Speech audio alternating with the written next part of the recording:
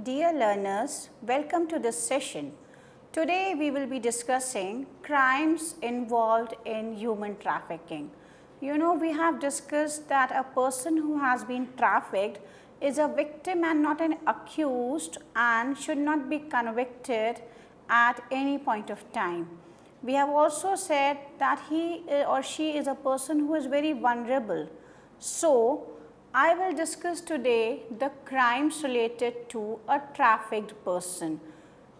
We have been saying that, a customer is not a person who can be a violator of law or who is exploiting somebody for his or her benefit.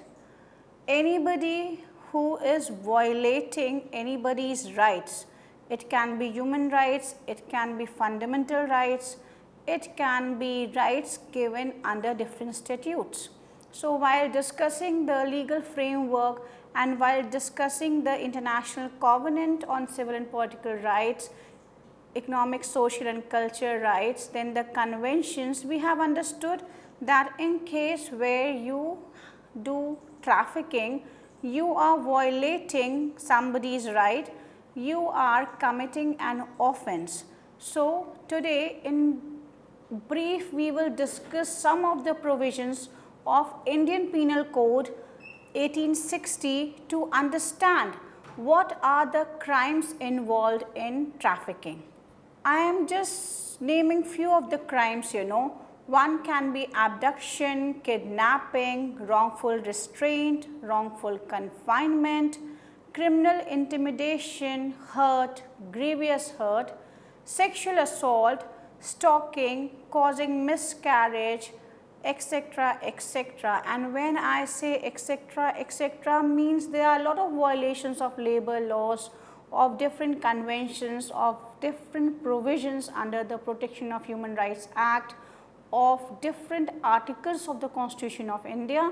So, it is not that it is only a violation of Indian Penal Code or you are only attracting the provisions of Indian Penal Code, but we have been in a habit to listen so much of these sections in our daily life that we will be able to relate with these sections and understand that okay, if this happens then this term means this, and one should always go to the court of law if something like that happens with that person. So, section 107 talks about abetment of a thing. What is abetment? If you instigate a person to do something, so I am instigating a person, I am forcing a person, I am luring a person to do something which is an offense. Instigates any person to do that thing, engages him one or more other persons or persons in any conspiracy for doing of that thing. If any act or illegal omission takes place in pursuance of that conspiracy and in order to the doing of that thing, or intentionally aids or illegal omission the doing of that thing. So, either I am not doing my lawful duties, that is illegal omission. So, a person who by willful misrepresentation or willful concealment of a material fact which he is bound to disclose, voluntary causes or procures or attempts to cause or procure a thing to be done is said to instigate the doing of that thing. So, under this section one illustration has been given. This will explain you further. A, who is a public officer, is authorized by a warrant from the court of justice to apprehend Z. B, knowing that fact and also that C is not Z, willfully represents to A that C is Z. So, I know B, I am B and I know that C is not Z, but still I am saying yes, this person is Z, thereby intentionally causing A to apprehend C. Here B abets by instigation the apprehension of C. Section 119 talks about if a public servant conceals design to commit offence which is his duty to prevent, then whoever, being a public servant, intending to facilitate or knowing it to be likely that he will thereby facilitate the commission of an offence, in this case the offence is trafficking, which it is his duty as such public servant to prevent. Voluntary conceals by any act or illegal omission or by the use of inscription or any other information hiding tool the existence of a design to commit such offence or makes any representation which he knows to be false respecting such design. So, a public servant has been entrusted with certain duties. So, if he does not fulfill his duty, then he will be penalized as, a beat officer has a duty to prevent crime in his area. So, if the beat officer works in coordination with the different stakeholders, he will be able to get the information of crime being happening. He will also know in advance by the help of community policing that certain people are habitual offenders or certain people are not taking due care of the laws and provisions of the country. So, he can have a check on them or surveillance on them so that the crime can be prevented in his area. Similarly, if there is any brothel which is functioning, any massage parlor, any placement agency which is functioning in his area, and proper procedure is not followed in that placement agency by the people who can be informers in the area, he can get the details of these illegal activities. Even in sex trade, in drugs, in beggary, a beat officer can play a very important role. Similarly, if you are a very committed worker, you will be able to understand in your village different kinds of vulnerabilities, and if with the help of stakeholders you are able to provide these people the means of sustenance and a life with dignity and worth, then you will be contributing your role in the society. So, a public servant is duty bound to do his duties. So, he cannot say that I will do certain act which is punishable or I will not do certain acts. So, commission and omission both are there. Absconding to avoid service of summons or other proceedings. This is given in section 172 of Indian Penal Code. Whoever absconds in order to avoid being served with the summons, notice or order proceeding from any public servant legally competent as such public servant to issue such summons, notice or order shall be punishable with simple imprisonment for a term which may extend to 1 month or with fine which may extend to 500 rupees or with both, or if the summons or notice or order is to attend in person or by agent, or to produce a document or an electronic record in a court of justice with simple imprisonment for a term which may extend to 6 months or with fine which may extend to 1000 rupees or with both. Very important provision, you cannot just do not appear in the court of law after receiving summons. You cannot say no, that I will not receive the summons. So, you cannot abscond, you cannot hide yourself so as to prevent yourself from receiving the summon. Section 190 talks about threat of injury to induce person to refrain from applying for protection to public servant. So, whoever holds out any threat of injury to any person for the purpose of inducing that person to refrain or desist from making a legal application for protection against any injury to any public servant legally empowered as such to give such protection or to cause such protection to be given shall be punished with imprisonment of either description for a term which may extend to 1 year or with fine or with both. A very important provision, if you are confined, your movement is restricted, you are not able to move for help, then this section will be applicable.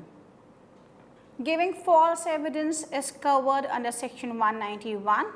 Whoever being legally bound by any oath or by an express provision of the law to state the truth or being bound by law to make a declaration upon any subject makes any statement which is false and which he either knows or believes to be false or does not believe to be true is said to give false evidence. A very important provision. You cannot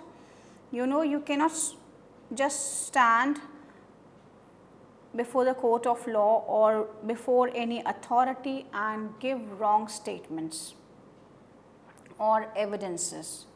Section 312 talks about causing miscarriage. Whoever voluntarily causes a woman with child to miscarry shall, if such miscarriage be not caused in good faith for the purpose of saving the life of the woman, be punished with imprisonment of either description for a term which may extend to 3 years or with fine or with both, and if the woman be quick with child, shall be punished with imprisonment of either description for a term which may extend to 7 years and shall also be liable to fine. A woman who causes herself to miscarry is within the meaning of this section. So, the best interest of the child is taken into consideration. So, if a trafficker forces a lady to miscarry, then he will be punished under this section. Even out of circumstances, if somebody tries to kill the child, then that person will be punished. In this, there is a very thin line of, out of the incidences where rape happens, out of the incidences where, your modesty, your safety, your reputation, your dignity is compromised every day by the trafficker and the so-called customers, then the court gives an option to the lady to decide whether to keep that child or not, because in trafficking you do not do something with your consent. Everything is forced upon you. So, if you conceive and you do not want to give birth to that child, then there is a law. Similarly, if a trafficker forces you to abort your child, then he will be punished under section 312 of Indian Penal Code. Section 317 talks about causing miscarriage without woman's consent. Whoever commits the offence defined in the last preceding section, that is 312, without the consent of the woman, whether the woman is quick with the child or not, shall be punished with imprisonment for life or with imprisonment for either description for a term which may extend to 10 years and shall also be liable to fine. So, without consent, this section will be there. So we have to understand that trafficking is an offense. All people who have been forced into sex trade are humiliated, are tortured every day, every second, and conceiving is very normal for a lady who has this kind of environment where she has been brutally raped every day by so many people. So if the lady has not given the consent for miscarriage, and trafficker, the brothel owners, the madam tries to give her some sedative or some medicine so that the baby dies in the womb, then this section will be attracted. Section 315 talks about act done with the intent to prevent child being born alive or to cause it to die after birth. Whoever before the birth of any child does any act with the intention of thereby preventing that child from being born alive or causing it to die after its birth, and does by such act prevent that child from being born alive or causes it to die after its birth, shall, if such act be not caused in good faith for the purpose of saving the life of the mother, be punished with imprisonment of either description for a term which may extend to 10 years, or with fine, or with both.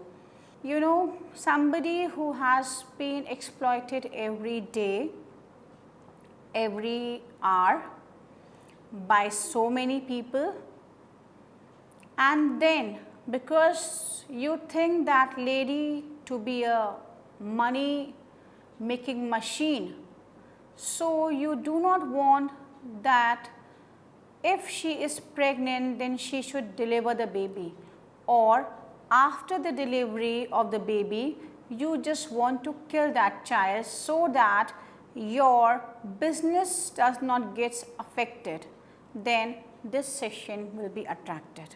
Section 316 talks about causing death of quick unborn child by act amounting to culpable homicide.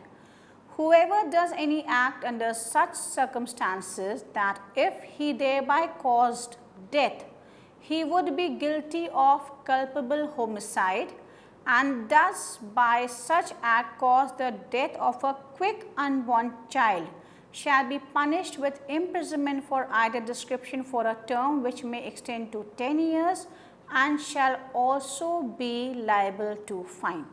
Section 317 talks about exposure and abandonment of child under 12 years by parents or person having care of it. So children are very vulnerable. So if you abandon that child, then this section will be attracted. Even under the Juvenile Justice Act we have provisions. Whoever being the father or mother of a child under the age of 12 years or having the care of such child shall expose or leave such child in any place with the intention of wholly abandoning such child, shall be punished with imprisonment of either description for a term which may extend to 7 years, or with fine, or with both. But if you send your children for work thinking that they will also work and earn and will study, will have a better future, a better life, then you are not violating this section, because you are not abandoning your child, you are not denouncing your child, but in the best interest of the child you are sending that child for work with some other person. So you are doing something in good faith. So if you act in good faith and you send your child to work because you are not able to sustain that child, you are not able to provide 3 times meal to that child, then this section will not be applicable. And there are so many provisions which talk about these children who are in need of care and protection. So it is that we have to know about the government programs and schemes for the all round development of children. If as a parent I am not able to sustain and look after my child, then there is a Juvenile Justice Care and Protection Act. Under that act, we have two types of children, and the one which falls under this is children in need of care and protection. So if you have a child who needs care and protection, then we have entire mechanism and a framework for that child. But I will just say that parents are the safest, or the family is the safest place for a child to be in. So do keep your children with yourself till you are safe. We cannot trust others, we have to take the responsibility of children as parents. Section 319 talks about hurt. Whoever causes bodily pain, disease or infirmity to any person is said to cause hurt. Grievous hurt is defined in section 320 of Indian Penal Code, and it talks about the following kinds of hurt as grievous hurt: emasculation, permanent privation of the sight of either eye, permanent privation of the hearing of either ear, privation of any member or joint, destruction or permanent impairing of the powers of any member or joint, permanent disfiguration of the head or face, fracture or dislocation of a bone or tooth, any hurt which endangers life or which causes the sufferer to be during the space of 20 days in severe bodily pain or unable to follow his ordinary pursuits. So this is very important in cases of trafficking for beggary, trafficking for organ transplantation. We find that this section has been violated. Section 321 talks about voluntary causing hurt. Whoever does any act with the intention of thereby causing hurt to any person, or with the knowledge that he is likely thereby to cause hurt to any person, and thus thereby cause hurt to any person, is said voluntary to cause hurt. 322 talks about voluntary causing grievous hurt. Whoever voluntarily causes hurt, if the hurt which he intends to cause or knows himself to be likely to cause is grievous hurt, and if the hurt which he causes is grievous hurt, is said to voluntary to cause grievous hurt.